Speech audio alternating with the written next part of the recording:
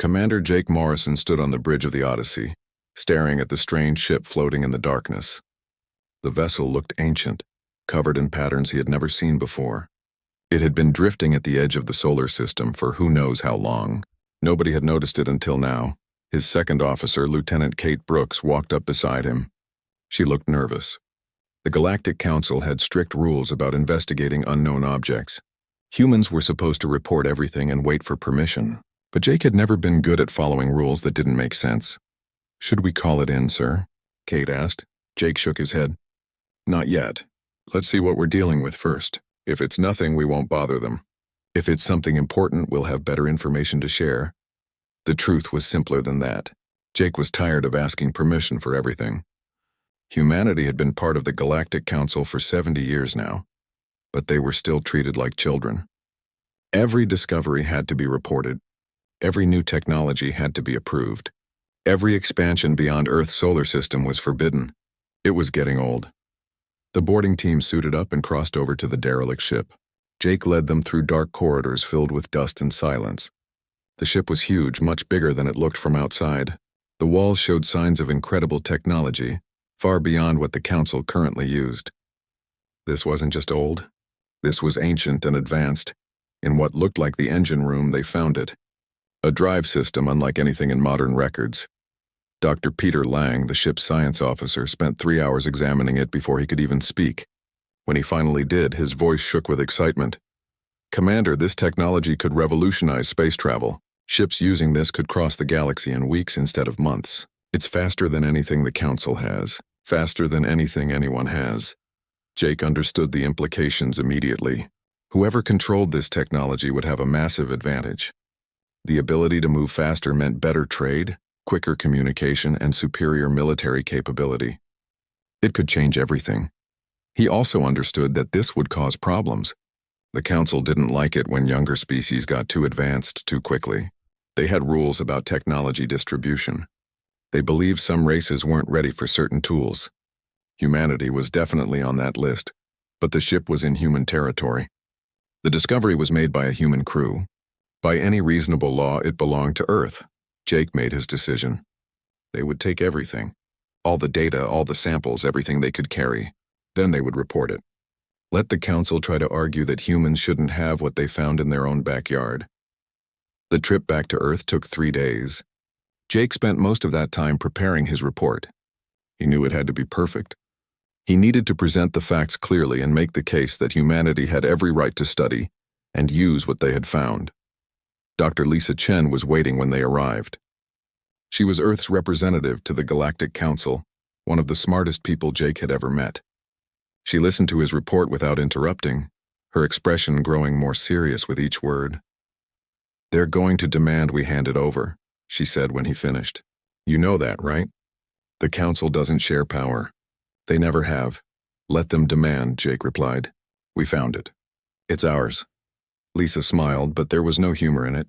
"I hope Earth's government agrees with you." The Council's response came faster than expected. Within 6 hours of Lisa's report, Primarch Krellnos himself demanded a hearing. The Primarch was the oldest living being in known space, a creature who had seen empires rise and fall. He led the Council with absolute authority, and he did not like being challenged. The hearing took place on Beacon Prime, the massive space station that served as the Council's headquarters. Lisa stood alone before the assembled representatives of 47 species. Behind her, on screens visible to everyone, was the data from the ancient ship. Primarch Krellnos spoke first, his voice like rocks grinding together. "The technology you have found is too dangerous for such a young species. You will surrender all data and materials immediately. This is not a request." Lisa had practiced this moment 100 times. She kept her voice calm and clear. "With respect, Primarch, the discovery was made in human territory by a human crew. Under Council law, it belongs to humanity. We are willing to share information, but we will not surrender what is rightfully ours." The chamber erupted in noise. Some species supported Lisa's position. Others demanded immediate compliance. A few stayed silent, watching and waiting to see which way the wind would blow. Politics among the stars, Lisa thought, wasn't so different from politics on Earth. Krellnos raised one massive hand, and silence fell instantly. You speak of law and rights, human, but you forget wisdom. Your species is barely a century into space travel. You know nothing of the dangers that advanced technology can bring. We have seen worlds destroy themselves with tools they did not understand. We will not allow that to happen again. Then teach us, Lisa said. Share your wisdom. Help us understand, but don't take from us what we found. Don't treat us like children who can't be trusted with knowledge. Children is exactly what you are, Krelnos replied coldly, and children must obey their elders. You have 48 hours to comply. After that, there will be consequences. Back on Earth, the government met in emergency session. Admiral Kyle Carter, commander of Earth's defense forces, sat at the table along with Lisa and Jake. The discussion was heated. Some officials wanted to comply. The council was powerful, they argued. Fighting them would be suicide. Others disagreed. Humanity hadn't come this far to bow down now. They had survived wars, disasters, and near extinction. They had reached for the stars despite every obstacle. Giving up now would mean accepting permanent second-class status in the galaxy. Admiral Carter spoke carefully. If we refuse, they will send a fleet. I've analyzed their military capabilities. They have 50,000 warships.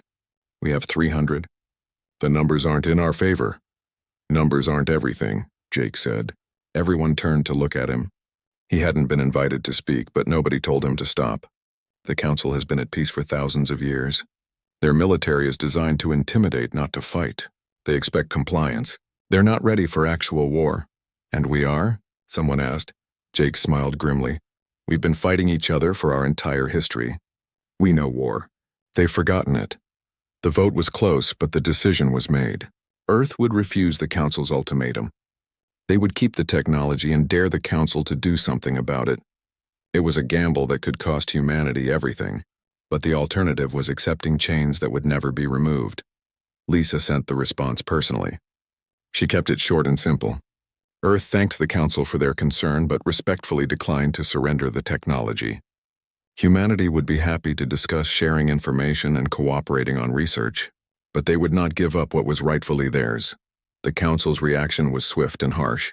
Within hours, they declared humanity in violation of council protocols. Trade was suspended. Diplomatic relations were frozen. And most seriously, the council voted to authorize military action. A fleet would be sent to Earth to enforce compliance. Admiral Carter immediately began preparations. He pulled every ship back to the solar system.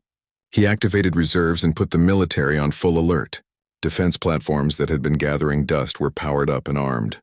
Mars, with its massive industrial facilities, went into full wartime production. Jake found himself assigned to a special operations group. His experience and his knowledge of the ancient technology made him valuable. Lieutenant Sophie Grant, a young tactical officer with a reputation for creative thinking, joined his unit. Together, they would coordinate guerrilla operations against the council fleet. Do you think we can win? Sophie asked him one night as they reviewed defensive plans. Jake didn't answer immediately. He looked at the tactical displays showing council fleet positions. 500 ships were on their way. More would follow if needed. The odds were terrible. By any logical analysis, humanity should surrender and hope for mercy. But Jake had never been logical about these things. We don't have to win, he finally said. We just have to make them regret starting the fight. We have to hit them hard enough that they realize we're not easy prey. Do that, and maybe we can negotiate from a position of strength. And if we can't, Jake smiled, then we make them remember us. We make them remember that humanity doesn't go quietly into the dark. We fight. That's what we do. Across human space, preparations continued. Civilians were evacuated from potential combat zones. Shipyards worked around the clock. Scientists rushed to understand and implement the ancient technology. Every day brought humanity closer to either triumph or extinction. Lisa Chen broadcast a message to the galaxy. She spoke not just to the council, but to all the species watching this confrontation. She explained humanity's position clearly. They didn't want war. They wanted respect. They wanted to be treated as equals, not subjects. Was that really too much to ask? The message reached millions of beings across dozens of worlds. Some dismissed it as the ranting of a primitive species that didn't understand its place, but others listened with interest. There were species who... The council fleet dropped out of hyperspace at the edge of the solar system. 500 massive warships arranged themselves in perfect formation, like a wall of metal and fire stretching across the darkness. On the flagship, Fleet Commander Zormak studied the tactical display with satisfaction. Everything was proceeding exactly as planned. He activated the communication system and broadcast his message on all frequencies. His voice was cold and formal. "Humans of Earth, this is Fleet Commander Zormak of the Galactic Council. You have violated Council protocols and refused lawful orders. Surrender immediately and transfer all technology and data from the ancient vessel. You have 1 hour to comply. Failure to do so will result in the destruction of your military forces and occupation of your worlds." The response came from Admiral Kyle Carter, broadcasting from the battle station Sentinel in orbit around Earth. His message was even shorter. "Commander Zormak, this is Admiral Carter. Your ultimatum is rejected. If you want to fight, you've got one. But you're going to regret coming here." Zormak almost laughed. These humans were either incredibly brave or incredibly stupid. Probably stupid. He checked his tactical display again. The human fleet wasn't even here. Their ships had scattered throughout the solar system, hiding like cowards. Only a few defense platforms were visible, ancient structures that posed no real threat. This would be over in hours, not days. "All ships advance," he ordered. "Maintain formation. Target any military installation you encounter. Show these primitives what real power looks like." The Council fleet moved forward like a tide of steel. They passed the orbit of Pluto without incident. Then Neptune. Then Uranus. Nothing challenged them. No human ships appeared. Zormak began to wonder if the humans had simply fled, abandoning their system entirely. That would be disappointing but not surprising. Then they reached the asteroid belt and everything changed. The asteroids themselves exploded into motion. What Zormak had thought were simple rocks suddenly revealed themselves as hidden ships. Dozens of them, small and fast, burst from concealment and swarmed toward the Council fleet. Before his gunners could even target them, the first human weapons struck home. These weren't normal missiles. They moved with impossible speed. Using the new drive technology from the ancient ship, they punched through shields like they weren't even there and smashed into hulls with devastating force. In the first 30 seconds of combat, 7 Council ships took critical damage. Lieutenant Sophie Grant commanded one of the attack squadrons. Her small fighter darted between Council ships too fast for their weapons to track. She targeted the shield generators specifically, the weak points that humanity had identified years ago. Once the shields were down, her wingmates finished the job with railgun fire that tore through armor like paper. "Blue Squadron, follow me," she called over the radio. "Hit that cruiser's engine section. Red Squadron, take out their communications array. Let's show them how we fight." The Council fleet tried to respond, but their formation was their weakness. They had arranged themselves for maximum intimidation, not for actual combat. Ships blocked each other's firing lines. Communication lag meant orders took precious seconds to reach every vessel. The humans exploited every gap, every moment of confusion. Commander Jake Morrison led a different kind of attack. His team specialized in boarding actions, something the Council hadn't seen in actual warfare for thousands of years. They targeted a Council supply ship, cutting through its hull and storming inside in full combat armor. The Council crew had never experienced anything like it. They were scientists and logistics officers, not soldiers. When human Marines came charging through the corridors, firing weapons and moving with aggressive precision, most of them simply surrendered. Those who tried to fight discovered that humans were very, very good at close combat. Jake secured the bridge and immediately accessed the ship's computer. He downloaded everything: fleet positions, communication codes, tactical plans. All of it would be useful. Then he set charges throughout the ship and evacuated his team. The Council supply vessel exploded in a ball of fire, taking supplies meant for the entire fleet with it. Zormak watched his tactical display with growing horror. This wasn't how the battle was supposed to go. He had 500 ships. The humans had barely 300, and most of those were small fighters. Yet somehow the humans were winning. His fleet had already lost 73 ships, and they hadn't destroyed even one human vessel. "All ships, regroup around Jupiter," he ordered. "We need to consolidate and reassess." The retreat was messy. Council ships broke formation and ran for Jupiter's orbit, pursued by human fighters the entire way. More ships fell during the withdrawal. The humans seemed to know exactly where to strike, exactly how to maximize damage. It was like fighting an enemy that could read your mind. What Zormak didn't know was that humanity had been studying Council tactics for decades. They had observed Council training exercises. They had analyzed every battle the Council had fought. They understood Council doctrine better than most Council officers did. And they had planned for exactly this scenario. Admiral Carter watched the Council fleet gather near Jupiter and smiled. Everything was going according to plan. The humans had bloodied the Council's nose, proven they weren't helpless. Now came the real test. Now came the main battle. All ships, this is Admiral Carter. Execute Plan Anvil. Let's finish this. The Council fleet was regrouping when Earth's main battle fleet emerged from Jupiter's magnetic field. They had been hiding there the entire time, their signatures masked by the planet's intense radiation. Now they appeared like ghosts materializing from nothing, and they were close, dangerously close. Human battleships were different from Council vessels. They were smaller, faster, and packed with more weapons per ton than should have been possible. They didn't try to maintain formation.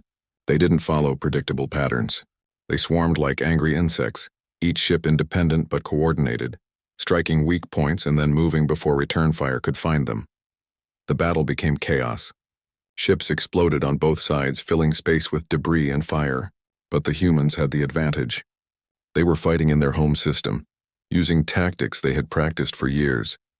The Council was fighting far from home, confused and demoralized by an enemy that refused to behave the way enemies were supposed to. Sophie Grant's squadron focused on Zormak's flagship, the Eternal Dominion. The massive dreadnought was the biggest ship in the Council fleet, designed to intimidate and impress. But size made it slow. Sophie and her pilots darted around it like flies around a giant, hitting its engines, its weapons, its shield generators. Nothing they did alone would destroy it, but together they were tearing it apart piece by piece. Inside the Eternal Dominion, Zormak realized the terrible truth. He was going to lose, not just this battle, but the entire fleet. These humans, these primitive creatures who were supposed to surrender after seeing Council might, were destroying his force with ease. How was this possible? Sir, multiple hull breaches. We've lost main power. Shields are down. Weapons are offline. The reports came faster than Zormak could process them. His beautiful flagship was dying around him. Order all ships to retreat, he said quietly. We're done here. The surviving Council ships broke and ran. They scattered in all directions, each captain focused only on escape. The humans pursued, picking off stragglers but letting most of them go. Admiral Carter had made his point. There was no need for wholesale slaughter. When the battle ended, the results were clear and shocking. The Council had lost 300 ships out of 500. Another 100 were damaged. Only 100 ships escaped intact. The human fleet had lost 20 vessels, most of them small fighters. By any measure, it was a catastrophic defeat for the Council. Jake Morrison brought his team back to Sentinel Station tired but victorious. They had boarded 3 Council ships, captured valuable intelligence, and escaped without a single casualty. Other teams had similar success. The humans had proven they could fight and win against supposedly superior forces. Sophie Grant landed her fighter with hands that were still shaking from adrenaline. She had survived her first real battle. More than that, she had excelled. Her tactics had taken down ships 10 times the size of her fighter. She felt proud and terrified in equal measure. Admiral Carter addressed the entire human fleet on an open channel. You all fought brilliantly today. You proved that Earth can defend itself. You proved that humanity deserves respect. But this isn't over. The Council will send more ships. We need to be ready for whatever comes next. Rest now, we've earned it. But stay sharp. The real war is just beginning. Dr. Lisa Chen broadcast a message to the entire galaxy. She spoke calmly and clearly, making sure her words would reach every species. The Galactic Council came to Earth demanding surrender. They came with 500 warships expecting an easy victory. We sent them running with their fleet in ruins. Let this be a lesson to everyone watching. Humanity will not be bullied. We will not be treated as inferiors. We demand equality and respect, and we are willing to fight for it. The message spread across the galaxy like wildfire. On 1,000 worlds, beings watched the battle footage with shock and awe. The Council's mobilization took 3 months. During that time, humanity prepared for the worst. Every shipyard worked day and night. Every factory converted to wartime production. Scientists worked desperately to improve weapons, shields, and engines. Earth was preparing for a battle that would determine the future of the human species. But Jake Morrison wasn't waiting for the Council to come to them. He led raids deep into Council territory, hitting supply depots, communication stations, and shipyards. His teams moved fast and struck hard, then disappeared before reinforcements could arrive.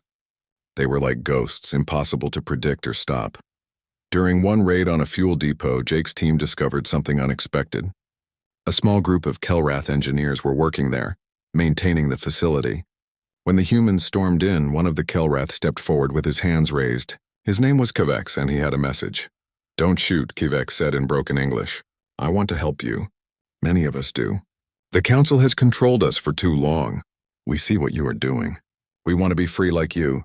Jake lowered his weapon cautiously. "How can we trust you?" Kivex pulled out a data drive. This contains complete schematics of Council military systems. Ship designs, weapon specifications, defensive protocols. Everything you need to fight them better.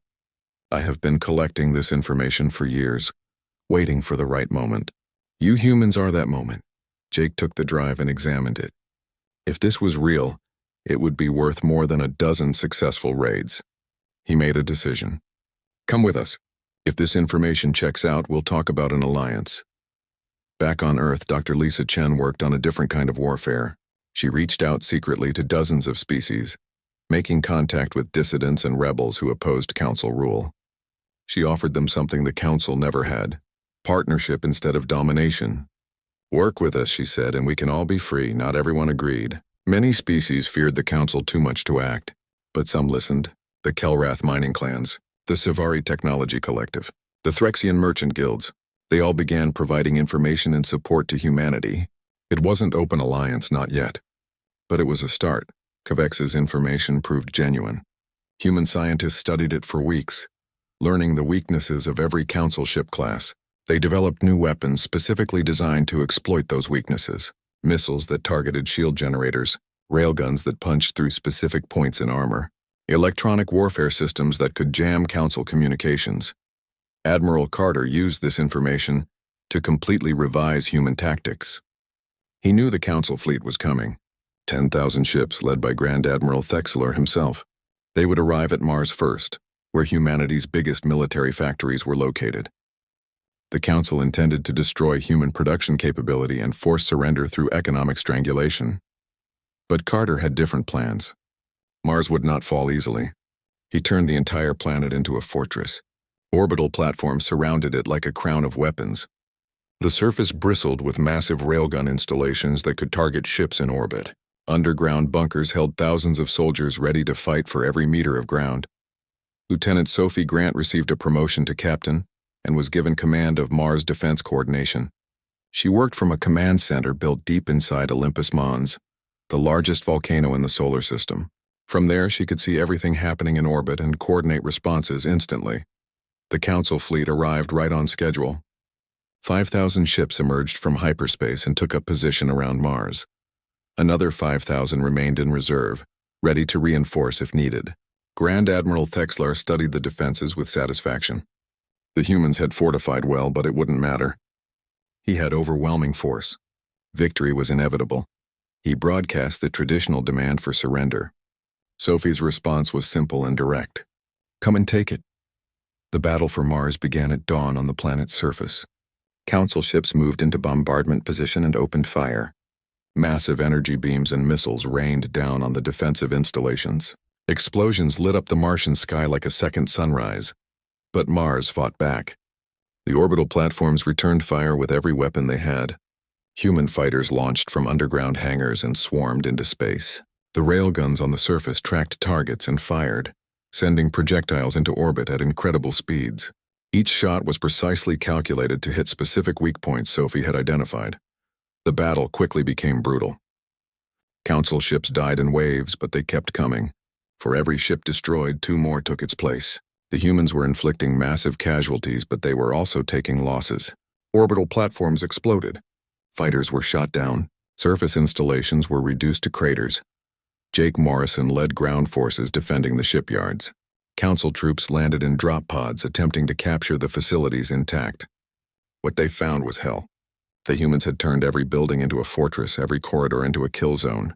They fought with ferocity that shocked the Council soldiers, who were used to more civilized warfare. One particularly brutal fight happened in Shipyard 7. Jake and 30 soldiers held off 300 Council troops for 6 hours. They used every trick they knew: booby traps, ambushes, fighting in the dark where their night vision gave them advantage. When reinforcements finally arrived, Jake's group had held their ground. The Council forces retreated, leaving half their number dead or wounded. The siege of Mars lasted 2 weeks. Day after day, the Council hammered the planet with everything they had. Day after day, the humans held on and fought back. Sophie coordinated the defense brilliantly, moving forces where they were needed most, exploiting every weakness in the Council's assault. But the cost was terrible. Human casualties mounted into the thousands. Entire cities on Mars were reduced to rubble. The once red planet became a landscape of craters and burning wreckage. Still, the humans refused to surrender. They fought for every position, every building, every meter of ground. Grand Admiral Thexlar couldn't understand it. His forces had superior numbers and firepower. They should have won days ago. But these humans simply would not quit. They fought with a desperation and determination that made no logical sense. Why wouldn't they just surrender and save themselves? What Thexlar didn't understand was that humanity had nowhere else to retreat. This was their home system. These were their worlds. Surrender meant accepting permanent subjugation. So they fought. They fought because that's what humans do when pushed into a corner. They fight until they win or until they die. There is no middle ground. On the 14th day of the siege, Admiral Carter arrived with Earth's main fleet. He had been gathering forces from across the solar system, timing his arrival for maximum impact. Now he struck the Council fleet from behind, catching them between his ships and Mars's defenses. The battle became a three-dimensional nightmare. Council ships found themselves taking fire from multiple directions. They couldn't focus on Mars because Carter's fleet was destroying them from behind. They couldn't focus on Carter because Mars's defenses were still operational. They were trapped in a killing field. Sophie saw the opportunity and seized it. She coordinated a massive strike, throwing everything Mars had at the Council fleet's flagship. Railguns fired in perfect synchronization. Orbital platforms focused their beams on single targets. Hundreds of missiles launched simultaneously. Thexlar's flagship, the Domination, was a massive vessel designed to be invincible. But nothing is truly invincible. The combined assault overwhelmed its shields in seconds. Railgun rounds punched through its armor. Missiles exploded inside its hull. The great ship broke apart in a series of massive explosions that lit up space for thousands of kilometers. With their admiral dead and their flagship destroyed, the Council fleet's morale shattered. Ships began retreating without orders. Some surrendered. Others simply ran. What had been an organized siege became a chaotic rout. Admiral Carter let many of them escape. He had proven his point. Mars stood. The Council had thrown 5,000 ships at a single planet and failed to take it. The mighty Council military, which had ruled the galaxy for 10,000 years, had been defeated twice by a species that barely had space travel. The victory at Mars changed everything. News of the battle spread across the galaxy at light speed. The impossible had happened again. Not only had humanity survived, they had won decisively. The Council was starting to look vulnerable. Dr. Lisa Chen saw the opportunity and acted quickly. She broadcast another message to the galaxy. But this time she wasn't speaking to everyone. She was speaking directly to the oppressed species, the ones living under Council restrictions. She spoke of freedom and equality. She spoke of a galaxy where all species had equal rights regardless of age or military power.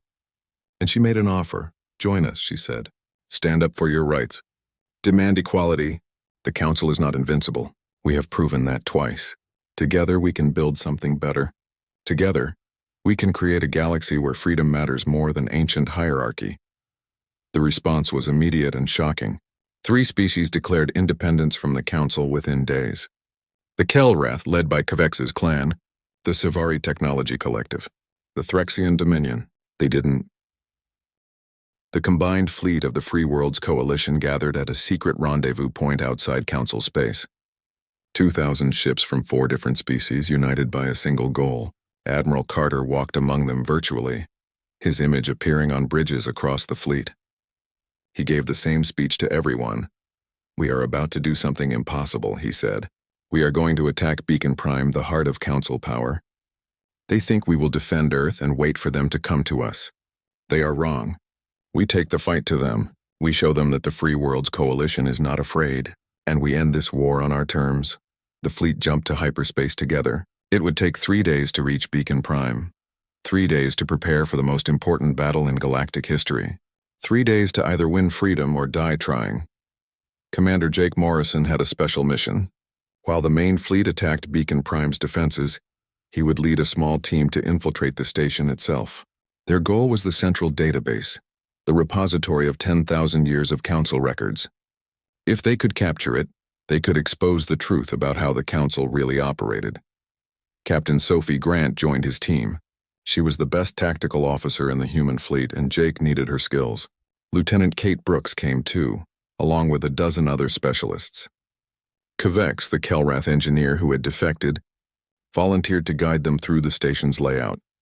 "This is a suicide mission, you know," Sophie said to Jake as they prepared their equipment. Jake smiled. "All the best missions are. But we're not planning to die. We're planning to win." On Beacon Prime, Primarch Krelnos had no idea what was coming. His spies reported that the human fleet was gathering near Earth, preparing for a defensive battle. He was confident. His 8,000 ships would sweep aside any resistance. The rebellion would be crushed and order would be restored. He was sitting in his private chambers when the alarms began to sound. At first he thought it was a drill. Then his advisors burst in, their faces showing pure panic. "Primarch, we are under attack. The Free Worlds Coalition fleet has emerged from hyperspace right on top of us." Krelnos felt something he hadn't experienced in thousands of years. Fear. "How many ships?" 2,000, Primarch, and they are attacking with full force. The Coalition fleet hit Beacon Prime like a hammer. They came out of hyperspace already firing. Their weapons locked on targets before the Council defenders could even react. The station's defensive fleet numbered 3,000 ships, but they were scattered and unprepared. The Coalition exploited that advantage ruthlessly. Admiral Carter coordinated the attack from his flagship. He split his forces into 3 groups. One attacked the defensive fleet directly. One targeted the station's shields and weapons. The third, Jake's team, would infiltrate during the chaos and capture the database. The battle was brutal from the start. Council ships fought desperately to protect their capital. Coalition ships pressed forward with determination. Space around Beacon Prime became a hellscape of explosions, laser fire, and dying vessels. Ships on both sides burned and broke apart. Jake's team approached in a small stealth ship painted black and running silent. They slipped through the battle, dodging debris and weapons fire. Kvex guided them to a maintenance airlock he knew about, one that wouldn't be heavily guarded during battle conditions. They cut through the airlock and entered the station. Inside was surprisingly quiet. Most of the station's crew were at battle stations or evacuating. Jake's team moved quickly through empty corridors, following Kvex's directions toward the central database. They encountered their first resistance at a security checkpoint. 6 Council guards opened fire. The fight was quick and brutal. Jake's team had combat experience. The guards didn't. Within seconds, the checkpoint was clear and they were moving again. Sophie hacked security systems as they went, opening doors and disabling alarms. She was good at this, moving through computer systems like they were built for her. Kvex helped, explaining Council encryption methods. Together, they cleared a path to the database chamber. The database chamber was massive, filled with computer systems that held 10,000 years of records. Everything the Council had ever done was stored here. Every decision, every secret, every crime. Jake immediately started downloading everything. It would take time, but they had brought special equipment designed to work fast. Outside, the battle raged on. Admiral Carter's forces were winning, but barely. The Council fleet fought with desperation, knowing that if Beacon Prime fell, everything they had built would crumble. Both sides took heavy losses. Ships exploded by the dozen. Thousands died every minute. Then the reinforcements arrived. The Council fleet that had been preparing to attack Earth received emergency orders to return to Beacon Prime. 8,000 fresh ships dropped out of hyperspace and immediately engaged the Coalition forces. Suddenly, the Coalition was outnumbered 4-1. Admiral Carter saw the new forces arriving and made a quick decision. All ships fighting retreat, cover each other. We need to buy time for Morrison's team to finish their mission. The Coalition fleet began pulling back, but they didn't run. They fought every meter of the way, making the council pay for every advantage. It was a calculated retreat, trading space for time, but Carter knew they couldn't hold forever. Jake needed to hurry. In the database chamber, Jake watched the download progress crawl forward. They were at 70%, but alarms were sounding throughout the station now. Council security forces were converging on their position. They had maybe 5 minutes before the guards arrived in force. Sophie set up defensive positions at the chamber entrances. "We hold here," she said. "Whatever it takes, we hold until that download finishes." The council guards came in waves. First a dozen, then 2 dozen, then 50. They had superior numbers, but they had to funnel through narrow doorways where Jake's team had excellent firing positions. Every guard that entered died within seconds. Bodies piled up. Still they came, 80%. Kate took a hit to her armor but stayed in the fight. Kavex fired his weapon calmly, his engineering precision translating well to combat. 90%. One of Jake's soldiers went down, killed by a lucky shot. They were running out of ammunition, 95%. Sophie threw her last grenade. Jake fired his weapon until it clicked empty, then drew his sidearm. The download was almost done. Just a few more seconds, 100%. Jake grabbed the storage drives and shouted, "We're done, move!" The team fought their way out of the chamber, leaving behind a scene of carnage. They ran through corridors, taking random turns to confuse pursuit. Kavex led them to an escape pod bay. They piled in, sealed the hatch, and launched. The pod shot away from Beacon Prime just as council ships tried to intercept it. Admiral Carter saw the escape pod on his sensors and immediately dispatched ships to protect it. 3 coalition fighters formed up around the pod, shielding it with their own hulls. 2 of them died getting Jake's team to safety, but the pod made it to the flagship intact. Jake stumbled onto the flagship's bridge and handed the storage drives to Carter. "We got everything," he said. "The entire database. 10,000 years of council history." Carter took the drives carefully like they were made of glass. "Good work. Now let's get out of here before they kill us all." The coalition fleet jumped to hyperspace, leaving behind the wreckage of hundreds of ships. They had lost 800 vessels in the battle, but they had achieved their goal. Beacon Prime had been attacked successfully, and more importantly, they had captured the council's secrets. Dr. Lisa Chen worked with teams of analysts to examine the database. What they found shocked even her. The council had systematically suppressed technological development across the galaxy for thousands of years. They had prevented dozens of species from advancing, keeping them weak and dependent. They had even caused wars deliberately to keep potential rivals divided. Most damning was the revelation about the ancient ship Jake had discovered. The council had placed it near Earth deliberately as a test. They wanted to see if humanity would report it obediently or try to keep it. When humans chose defiance, the council had decided to make an example of them. The entire war had been engineered by the council to intimidate other species. They never expected humanity to actually fight back effectively. They certainly never expected to lose. The council had created their own worst nightmare through arrogance and manipulation. Lisa broadcast the database contents across the entire galaxy. Every species could now see the truth. The council had lied for 10,000 years.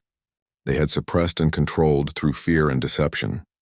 The moral authority they had claimed was built on a foundation of corruption and manipulation. The response was immediate and overwhelming. 6 more species declared independence within days. Protests erupted on dozens of council worlds. Several council representatives publicly denounced the Primarch and joined the Free Worlds Coalition. The council's support was crumbling fast. Primarch Krelnos watched his empire collapse and felt something beyond fear. He felt the weight of 10,000 years crushing down on him. Everything he had built, everything he had protected was falling apart. And it was all because of one species that refused to know its place. The war was over, but peace proved harder to achieve than victory. With the council defeated, the galaxy descended into chaos. Some species celebrated their freedom, others feared the uncertainty. A few tried to seize power in the vacuum left behind. The Free Worlds Coalition found itself trying to build order from chaos. Dr. Lisa Chen emerged as the leading voice for the new order. She traveled from world to world, speaking with leaders and citizens alike. Her message was simple but powerful. The old way was gone. The new way would be built on equality and cooperation. not dominance and fear. But building that new way would require everyone to work together. Not everyone wanted to listen. Some former council species demanded harsh punishment for their leaders. Others wanted complete independence with no new alliances. A few still believed the council had been right and wanted to rebuild it. Lisa spent months negotiating, compromising, and convincing. The question of what to do with council leaders became urgent. Primarch Krelnos and his advisors sat in detention, waiting to learn their fate. Some voices called for execution. Others wanted life imprisonment. Jake Morrison surprisingly argued for something different. "We need justice, not revenge," he said at a coalition meeting. "Put them on trial. Let everyone see the evidence. Let the galaxy judge them fairly. If we just execute them, we become no better than they were." The trials took place on Beacon Prime, now renamed Unity Station. Representatives from every species attended. The proceedings were broadcast across the galaxy. Primarch Krelnos and 17 other council leaders faced charges of war crimes, systematic oppression, and crimes against galactic peace. Captain Sophie Grant testified about the evidence found in the database. She presented documents showing how the council had deliberately suppressed technological development. She showed communications proving they had caused wars and manipulated species. The evidence was overwhelming and undeniable. Krelnos defended himself by arguing he had done what was necessary to maintain order. Without the council's control, he claimed, the galaxy would have torn itself apart in constant warfare.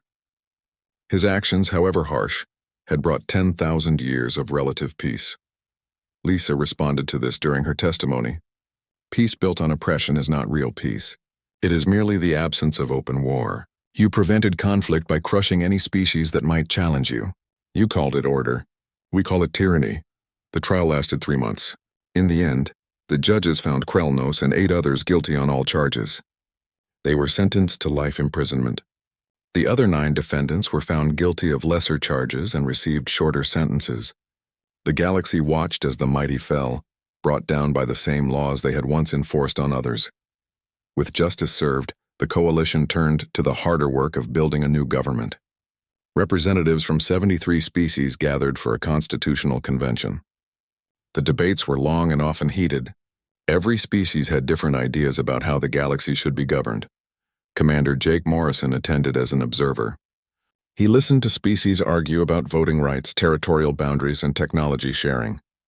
It reminded him of Earth's own history, when nations struggled to form unions and alliances. Progress was slow, but it was progress. Kavex played an important role in the convention.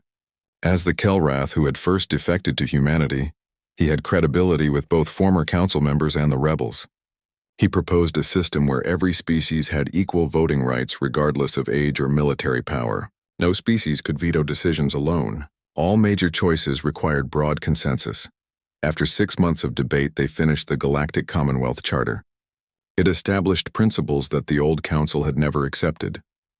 No species could dominate another. Technology could not be restricted based on a species' age. Conflicts must be resolved through negotiation and arbitration. Military force could only be used for defense or with Commonwealth authorization. Most importantly, the Charter stated that all species were equal partners in the Commonwealth. The youngest species had the same rights as the oldest. Size and power did not determine status. It was everything humanity had fought for, written into law. Admiral Carter took charge of integrating the various military forces into a Commonwealth defense fleet. It was delicate work. Former enemies had to learn to trust each other. Council officers had to accept orders from species they once considered inferior. Human commanders had to work with aliens who had fought against them months before. But slowly it worked. Joint training exercises brought crews together. Shared missions built trust. The great warships that had once enforced council will were repurposed for exploration and peacekeeping. The galaxy's military might became a tool for protection rather than domination. Yet humanity's role in the new Commonwealth created tension. Despite efforts at equality, humans held disproportionate influence. Their military leadership during the war had made them heroes. Their technology was among the most advanced. Their diplomatic skills had built the coalition. Other species looked to Earth for guidance whether humans wanted that role or not. Lisa worried about this constantly. She had fought to end one species' dominance. She didn't want to see humanity simply replace the Council as the galaxy's masters. She pushed for systems that would prevent any single species from gaining too much power. Even her own Sophie Grant, now a colonel, led an initiative to share human military knowledge freely throughout the Commonwealth. She argued that humanity's strength had come from necessity and innovation.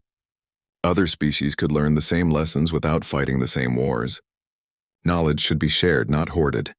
Her program became a model for technology sharing across the Commonwealth. Species that had been kept in technological poverty by the Council suddenly had access to advanced tools and knowledge. The galaxy experienced a boom in innovation and development unlike anything in recorded history. Jake Morrison took a different path. He left military service and joined the Commonwealth Exploration Service. He argued that the galaxy needed to keep looking outward, discovering new worlds and new possibilities. Stagnation had nearly destroyed galactic civilization once. It must not be allowed to happen again. His exploration missions inspired a new generation across multiple species. Young beings from dozens of worlds joined the exploration service, eager to see what lay beyond the known. The spirit of adventure and discovery that had driven humanity into space spread throughout the galaxy. 10 years after the war's end, the Commonwealth held a ceremony at Unity Station. They were dedicating a memorial to all who had died during the conflict. Every species that had fought on either side would be remembered. The monument was a massive wall covered with names, a reminder of what freedom had cost. Dr. Lisa Chen delivered the main speech.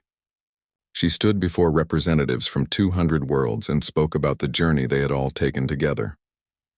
She talked about the old order and its fall. She talked about the new order and its promise.